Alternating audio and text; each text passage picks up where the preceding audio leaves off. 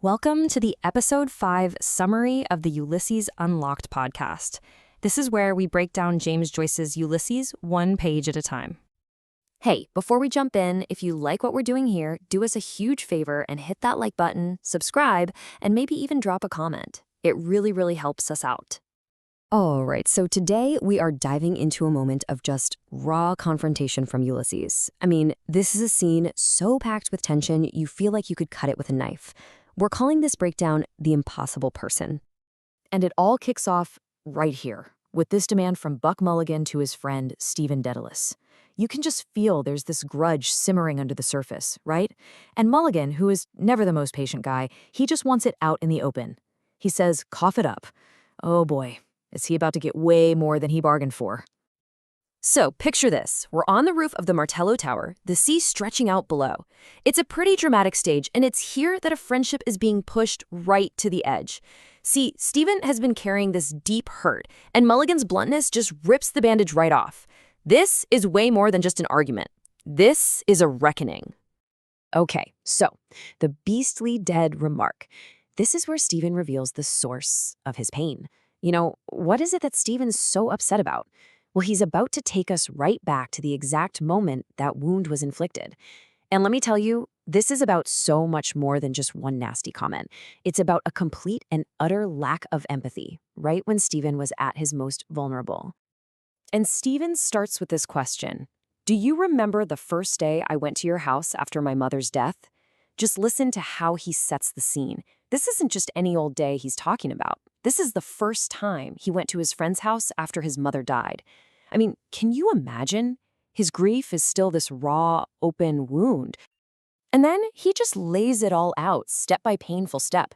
He basically forces Mulligan to relive this memory right alongside him. You were making tea. Your mother and some visitor came out. She asked you who was in your room. The level of detail here, it makes it so immediate, it's almost cinematic, isn't it? You can just feel the tension ratchet up with every single word. And then, boom, the hammer drops. This is what Mulligan said. Can you even imagine hearing something like that just days after your own mother has died? The sheer casual cruelty of, oh, it's only Dedalus, followed by that brutal, dismissive phrase, whose mother is beastly dead. It's a line designed to inflict maximum pain. And believe me, it hit its mark. So, Mulligan's philosophical dodge. This is how an intellectual shield is used to deflect blame. Now, you'd think a normal friend, a decent person, might apologize, right? Show even a little bit of remorse. But no, not Buck Mulligan. Instead of saying, I'm sorry, we get one of the most incredible, most infuriating intellectual sidesteps in all of literature. He literally uses philosophy as a shield. This is his actual immediate response. Not, I'm sorry, I was a jerk. No, it's, I remember only ideas and sensations. And what's wild is that this isn't just some random thing he pulled out of thin air. Mulligan is actually tapping into a very specific school of philosophical thought here. Yeah, he's talking about empiricism, thinkers like John Locke and especially George Berkeley. So the theory, in a nutshell, is that all knowledge comes from our sensory experiences. We can only ever truly know our own perceptions, our own ideas, our own sensations. The world outside of that, including, say, another person's crushing grief, well, according to this line of thought, that's something we can't really be sure even exists. And this is how Mulligan so masterfully twists this really complex philosophical idea into a get-out-of-jail-free card. I mean, think about it. If life is just a flurry of his own perceptions, how can he possibly be held responsible for anything? He completely wipes away Stephen's pain by basically saying it's not a reality he can even access. It is a brilliant and absolutely infuriating excuse for being completely self-centered. Oh, but he doesn't even stop there. He doubles down. He goes on to dismiss the entire concept of death and grief itself. He says, and what is death? It's a beastly thing and nothing else. It simply doesn't matter. You gotta remember, he's a medical student. He sees corpses all the time. So for him, death isn't this profound, soul-crushing loss. It's just a clinical, impersonal fact. He reduces Stephen's incredible personal tragedy to basically nothing. All right, Section 3, Grief You Can Feel. This is the clash between intellectual detachment and physical reality. Because for Stephen, this is not some abstract philosophical debate. His pain is real, it's raw. and it's something he feels deep in his own body.